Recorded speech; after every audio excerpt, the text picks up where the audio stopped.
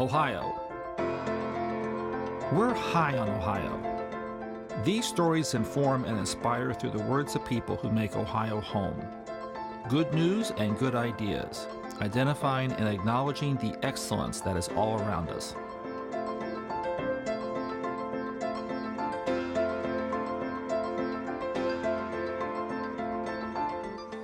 One of the complaints I hear a lot from folks is that on the welfare system, there are people out there who are abusing it. And for example, I've been directly behind people in line who've used the entirety of their food stamp, their card, to go ahead and buy soda pop. And I said to the clerk, after they left, I said to the clerk, wow, I don't know where they're throwing their party, but I want to go to their party. And she said, actually, she said, they come through here, she said, about every month, and they load up all their shopping carts with soda pop, and then they go down and they sell it then for cash.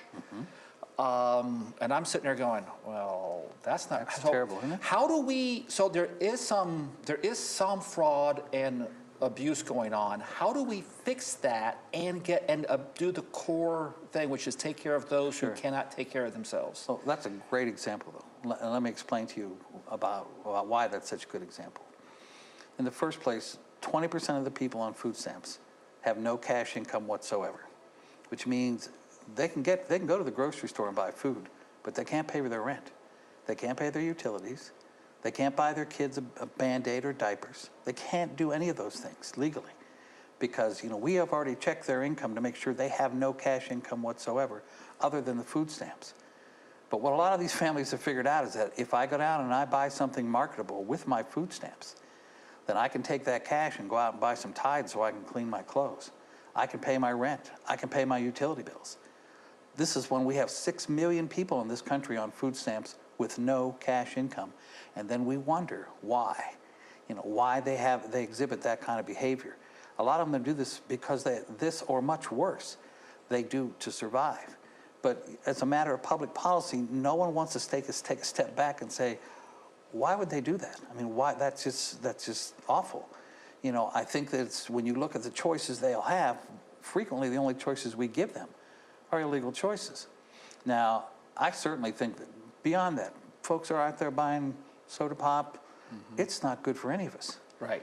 Trust me, it's not good for any of us. So the question is then, why don't we, the reason we don't limit the use of food stamps, we already say you can't buy laundry soap with it. You can't buy diapers with it, which of course would be useful actually. Yeah.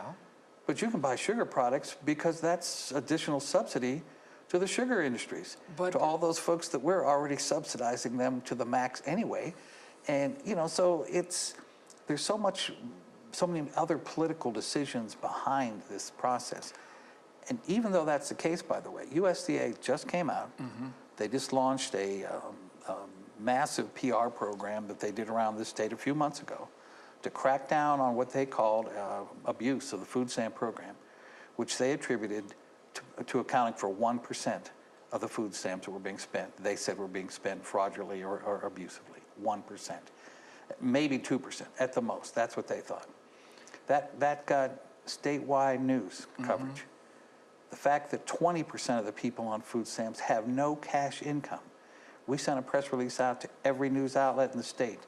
Not one of them ran that. Let's go back a little bit to the dietary stuff for a moment. Sure. My wife and I have not purchased a bag of potato chips probably since the last daughter left for college. Okay. Yet at the same time, when I've gone through, I'm from Preble County, which is a not wealthy rural community, and I go to Camden, IGA, and go shopping, and I see people there paying for things with their food stamp programs, their card, and I'm going, bite your tongue, don't say anything. That's not exactly a wise food choice. Oh, sure. Krispy Kreme donuts are very attractive looking, but I don't think you probably want to buy 3 dozen of them. The point is, though, is that how do we get them starting to, because this goes to the issue of obesity, diabetes.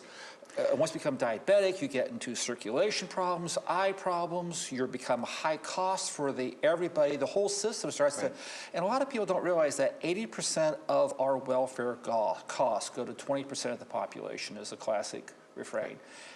It may vary a little bit by county and by community and by region, but it's a good enough. So how do we stop how do we fix poverty? I guess what I'm asking you, Jack, is how do we fix poverty in Ohio?